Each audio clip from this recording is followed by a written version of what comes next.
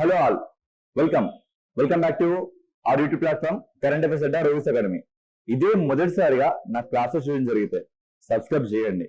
Content నచ్చితే మాత్రం ఖచ్చితంగా లైక్ ఇవ్వండి అండ్ కాంపిటేటివ్ వివరిస్తున్న మీ ఫ్రెండ్స్ అందరికీ ఈ వీడియో షేర్ చేయండి. ఓకే, చలో look it our first current affair. Yes, మనకి సర్వీస్కర్ టైగర్ రిజర్వ్ ఇప్పుడు లేటెస్ట్ న్యూస్ లో ఉంది. ఇక్కడ చూడండి మీరు, Congress places proposal to the revive mining operations in Sariska reserve. ఇక్కడ మీకు కనబడుతున్న ఈ మ్యాటర్ మొత్తం ఇదేది మనకు అవసరం లేదు. జస్ట్ ఇదేంటి అంటే ఎందుకు ఇది లైమ్ లైట్ లోకి వచ్చింది, the reason behind it only it's a political conflict. అంటే ఏంటి అంటే దీని చుట్టుపక్కల, అంటే ఇది మనకు కనబడుతుంది ఈ టైగర్ రిజర్వ్ అండి. ఎస్, ఇక్కడ ఈ ఎగ్జాక్ట్ లొకేషన్ లో మనకి టైగర్ రిజర్వ్ కనబడుతుంది. ఈ టైగర్ రిజర్వ్ వద్ద దాదాపుగా ఇది ఏ లొకేషన్ ఉంది, ఆరావళి రేంజెస్ లో ఉంది. ఈ ఆరావళి రేంజెస్ లో మనకి మార్బుల్స్ గానీ, డోలమైట్ గానీ, కాపర్ గానీ, రకరకాల మినరల్స్ మన ఇక్కడ అవైలబుల్ గా ఉంటాయి కదా.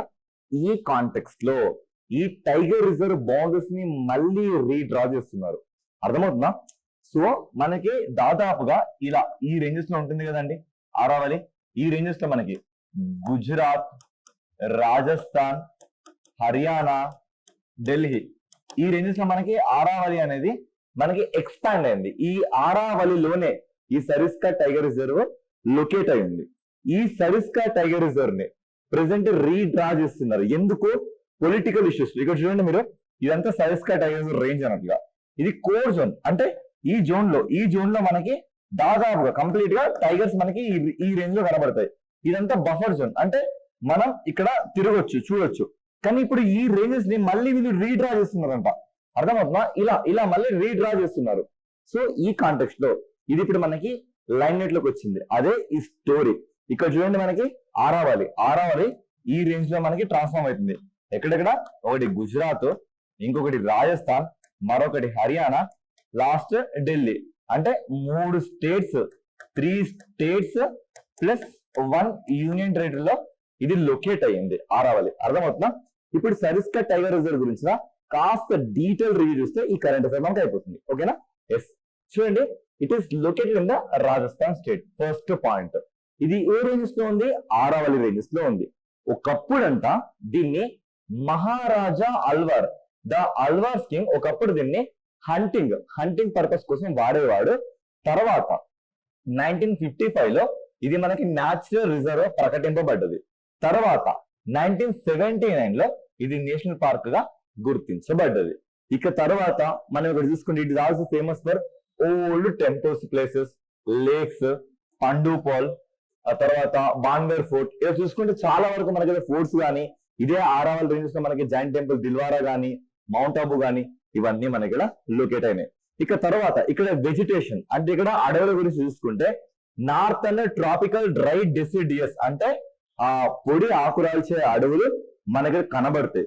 దాంతో పాటు నార్థన్ ట్రాపికల్ థోర్న్, అంటే ముళ్ళ జాతి ఫారెస్ట్ కూడా మనకి ఇక్కడ కనబడతాయి అని చెప్తుంది. ఇక లాస్ట్ స్టేట్మెంట్ చూసుకుంటే the area of this reserve is covered with dhok trees. ఆ ట్రీస్ పేరు ఏంటి? దోక్ చెట్లు. ఇక్కడ దోక్ చెట్లు, ఇటీవల కాలంలో దోక్ చెట్లు కనబడుతున్నాయి. అవి ఏ ప్లేస్ లో అని డైరెక్ట్ గా మన క్వశ్చన్ అడిగే ఛాన్సెస్ కూడా ఉన్నాయి. అర్థమవుతుందా? Yes, same script in Telugu అండి. ఓకేనా? మన పీడిఎఫ్స్ తెలుగు అండ్ ఇంగ్లీష్ లో కనబడతాయి. Okay, yes. సో నెక్స్ట్ ఇది ఒక రిపోర్ట్ అండి, పేరు ఉంది financial stability report latest news. So మనకి నేమ్ లోనే కనబడుతుంది ఏంటి? ఫినాన్షియల్ స్టెబిలిటీ, అంటే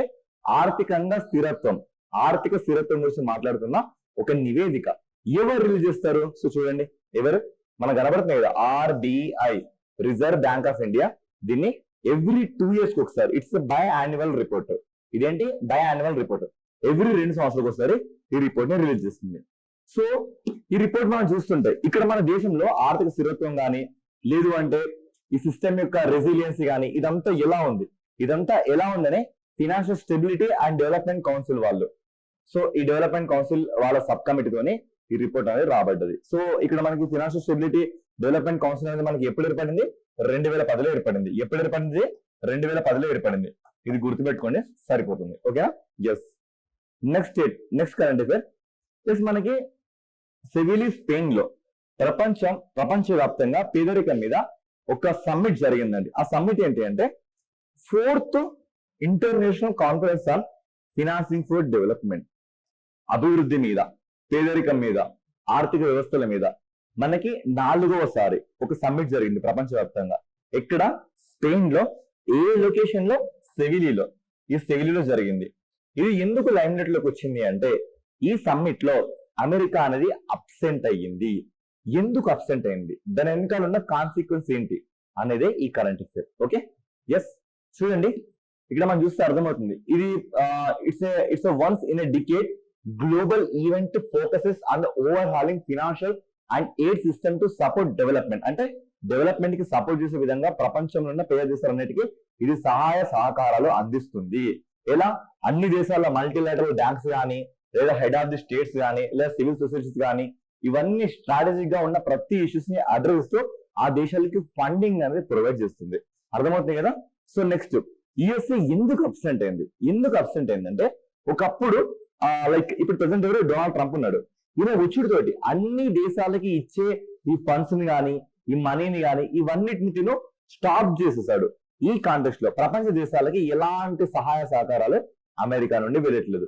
సో వెళ్ళకపోతే ప్రాబ్లం ఏంటి సార్ అని మీరు అడగొచ్చు. ఎందుకంటే అమెరికా ఒక్కటి డెవలప్ అవడం వల్ల క్లైమేట్ అనేది ఎంత వరకు మారిపోతుంది, ప్రపంచంలో ఉన్న మినరల్స్ ని కానీ, రిసోర్సెస్ ని కానీ తను ఎంత వాడుకుంటుంది. అలాంటప్పుడు ప్రపంచ దేశాలకి సర్వీస్ చేయాల్సిన అవసరం కూడా తనకు ఉంది కదా. సో డొనాల్డ్ ట్రంప్ వచ్చినప్పటి నుంచి ఇవన్నీ ఆపేయడం జరిగింది. ఇది మనకి ఈనాడులో కూడా వచ్చింది. పేదరికం సదస్సుకి అమెరికా దూరంగా ఉంది. ఎందుకు దూరంగా ఉంది? డొనాల్డ్ ట్రంప్ వచ్చినప్పటి నుంచి కంప్లీట్ గా ప్రతి ఒక్క డొనాల్డ్ ట్రంప్ దేశస్తుల అధ్యక్షుడు అయినప్పటి నుంచి అగ్రజల వైఖరిలో మార్పు కూడా వచ్చింది. దీంతో పేద ధనిక దేశాల మధ్య అంతరాలు తగ్గించేందుకు ఉద్దేశించిన ఈ 4వ కార్యక్రమంలో కూడా నిధుల కొరత ఏర్పడుతుందని భావిస్తున్నారు. ఇది కాంటెక్స్ట్ అండి. ఈ కాంటెక్స్ట్ లో మనకి ఈ సెవిలీకి అమెరికా అనేది అబ్సెంట్ అయింది, కంప్లీట్ గా దూరం అయిపోయిందని న్యూస్ లోకి వచ్చింది. ఓకేనా? నెక్స్ట్ చూస్తే ఇక్కడ మనం చూడొచ్చు, స్పేస్ బేస్డ్ సర్వేలియన్స్ SBS3 అనే పేరుతోని మనం ఒక ప్రోగ్రామ్ తీసుకొచ్చాం. ఏంటి? పేరులోనే ఉంది. ఏమనుంది? స్పేస్ అంటే అంతరిక్షం, బేస్డ్ ఆధారంగా సర్వేలియన్స్ అంటే మనం నిఘా పెడతాం. ఎక్కడ? భూమి మీద నిఘా పెడతాం, లేదంటే వాటర్ నిఘా పెడతాం, లేదా ఎయిర్ నిఘా పెడతాం. ఫస్ట్ టైం ఇదేంటి? సర్వేలెన్స్. అంటే సర్వేలెన్స్ ఎక్కడి నుంచి? మనకు స్పేస్ నుంచి కూడా మనం నిఘా పెడుతున్నాం. ఎందుకు నిఘా పెట్టాలి? ఏ పర్స్పెక్టివ్ నిఘా పెట్టాలి? మనం చూడండి, ఇండియా పక్కన మనకి ఏముంది? పాకిస్తాన్, తర్వాత చైనా, ఆ తర్వాత కింద హిందూ మహాసముద్రం. ఈ రేంజెస్ ని ఆధారం చూసుకుని ఇక్కడ ఈ రేంజ్ లో కంప్లీట్ గా నిఘా పెట్టడానికి భారతదేశం తీసుకున్న ఒక ఇనిషియేటివ్ ఈ SBS3 అన్నట్లుగా. ఓకేనా? ఎస్, ఇక్కడ చూడండి, ఈ కార్యక్రమం ద్వారా మనం దాదాపుగా 52 ప్రత్యేక నిఘా ఉపగ్రహాల ప్రయోగాన్ని వేగవంతం చేయాలని కేంద్ర ప్రభుత్వం ఇటీవల ఆమోదం తెలిపింది. సో ఇక్కడ చూడొచ్చు, మనం వేటి పర్స్పెక్టివ్ లో మనం ముఖ్యంగా చైనా గాని, పాకిస్తాన్ గాని, తర్వాత హిందూ మహాసముద్రం ప్రాంతంలో సహా భారతదేశ సరిహద్దుల్లో సమగ్రంగా పర్యవేక్షించడమే దీని లక్ష్యంగా పెట్టుకుంది. సో ఈ రకంగా భారతదేశంలో ఇస్రో గాని, అదేవిధంగా ప్రైవేట్ కంపెనీలు గాని, ఈ రెండు అంటే ఇస్రో ప్లస్ ప్రైవేట్ కంపెనీస్ ఈ రెండింటి సహకారంతో ఈ 52 ఉపగ్రహాలనే మన స్పేస్ లోకి పంపించడం జరుగుతుంది. ఎస్పెషల్ గా మన నిఘా వ్యవస్థని బలంగా ఉంచుకోవడం కోసం. సో ఇక్కడ చూడండి, ఇక్కడ మనం చూస్తే అర్థమవుతుంది ఇస్రో ఎన్ని ఉపగ్రహాలు, మొత్తంగా మనం 52 ఉపగ్రహాలు మాట్లాడడం. ఇస్రో వచ్చేసి 21 ఉపగ్రహాలు, 3 ప్రైవేట్ కంపెనీలతోనే 3 ప్రైవేట్ కంపెనీలచే 31 ఉపగ్రహాలని చూడండి, 31 ప్లస్ 21 ఎన్ని? 52 మొత్తంగా ఉపగ్రహాలు. ఇస్రో అయితే 21 అండ్ ప్రైవేట్ కంపెనీలు మొత్తం 3 ప్రైవేట్ కంపెనీలు ఎన్ని? 31 ఉపగ్రహాలని, మొత్తం 52 శాటిలైట్స్ ని మనం పంపించడం జరుగుతుంది. ఇందులో మొదటి ఉపగ్రహాన్ని మనం ఎప్పుడు అంటే 2026 నాటికి పంపించాలని మనం అనుకుంటున్నాం. అదే విధంగా సెకండ్ లెవెల్లో మనం 2029 చివరి నాటికి పంపించాలని మనం అనుకుంటున్నాం. ఈ స్టేట్మెంట్ డైరెక్ట్ గా వచ్చే ప్రాబిలిటీ మనకు ఉంది. యాస్టీస్ గా ఇలానే గుర్తుపెట్టుకోండి. అండ్ ఈ ప్రైవేట్ వ్యవస్థలకి మన దేశం అంట స్మాల్ శాటిలైట్ లాంచింగ్ వెహికల్ యొక్క టెక్నాలజీ కూడా ఇస్తుందంట. అంటే డేటాని ఎక్స్చేంజ్ చేయడానికి కూడా రెడీగా ఉంది. అడిగితే మా టెక్నాలజీ కూడా మేము మీకు ఇవ్వడానికి ప్లేస్ చూపిస్తాం అనుకుంటా చెప్తుంది. దీని మొత్తానికి వ్యయం మనం ఎంత అనుకుంటున్నాం అంటే సుమారుగా 27,000 కోట్ల రూపాయలని, 27,000 కోట్ల రూపాయలని ఇది వ్యయంగా ఇవ్వడానికి నిర్ణయించుకుంది. అదే విధంగా డిఫెన్స్ మినిస్ట్రీ యొక్క అఫిలియేటెడ్ గా ఇంటిగ్రేటెడ్ డిఫెన్స్ స్టాఫ్ కింద పనిచేసే డిఫెన్స్ స్పేస్ ఏజెన్సీ కూడా ఈ ప్రాజెక్ట్ కి నాయకత్వం వహిస్తుంది. ఇదంతా ఏ పర్స్పెక్టివ్ లో? ఇటు పాకిస్తాన్, చైనా, ఇండియన్ ఓషన్ ఈ రేంజ్ మొత్తాన్ని కవర్ చేయడానికి మనం 52 నిఘా ఉపగ్రహాల్ని ఈ ప్రాజెక్ట్ లో మనం పంపిస్తున్నాము. ఓకేనా, దీని మీద కొన్ని ప్రాక్టీస్ క్వశ్చన్స్ ఎక్స్పెక్టెడ్ క్వశ్చన్స్ మేము డిజైన్ చేస్తాం. సో చూస్తే ఇక్కడ చూడండి, when was the space based surveillance, ఎప్పుడు స్పేస్ బేస్డ్ సర్వేలెన్స్ మనం దీన్ని తీసుకోవడం జరిగిందంటే 2020 దాంట్లో మనం ఈ నిర్ణయాన్ని ఆమోదించుకున్నాం. అట్లా తర్వాత ఎన్ని ఉపగ్రహాలు మనం పంపిస్తున్నాం, ఎన్ని ఉపగ్రహాలు మొత్తంగా 52.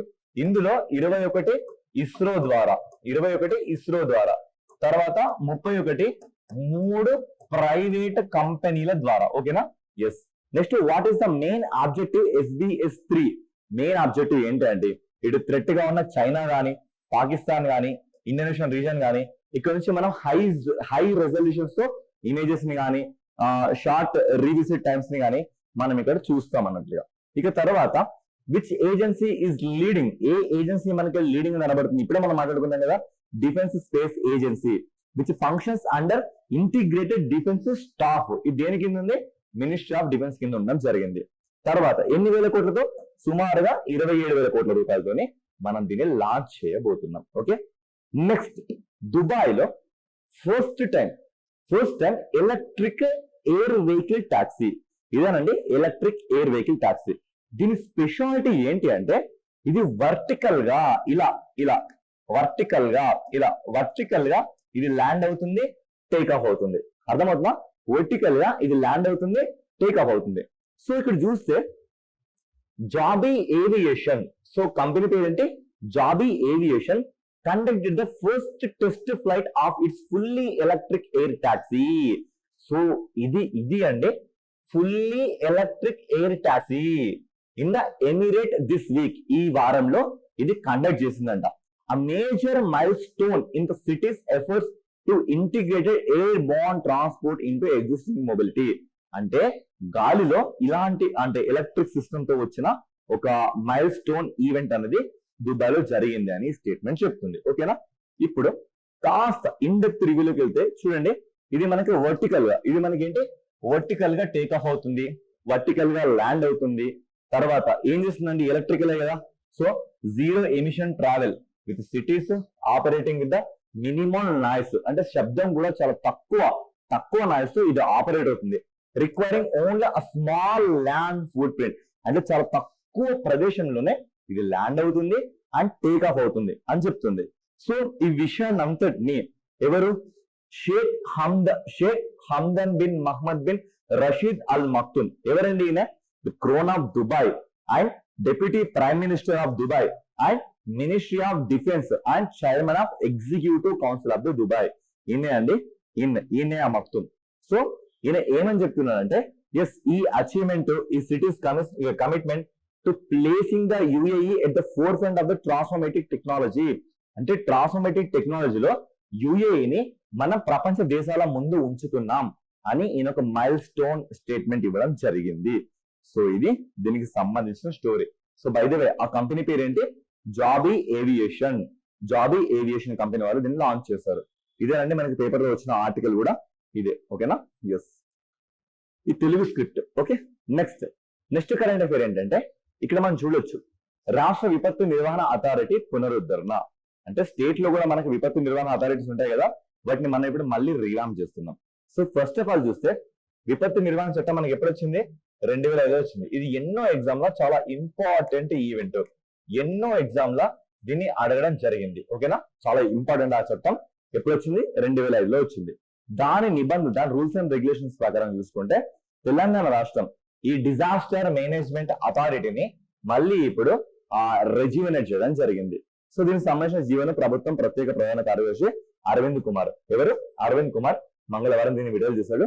ఈ అథారిటీకి సిఇఓగా సిఎస్ వ్యవహరించారు. సిఎస్ ఇప్పుడు ఎవరు? మనకి రామకృష్ణ కదా, ఆయన దీనికి హెడ్ గా బిహేవ్ చేయబోతున్నాడు. ఓకేనా, ఎస్, ఇవి అండి ఈరోజు కరెంట్ అఫైర్స్. ఇంతకంటే మోర్ క్వాలిటీతో మనం మళ్ళీ కలుసుకుందాం. Thank you.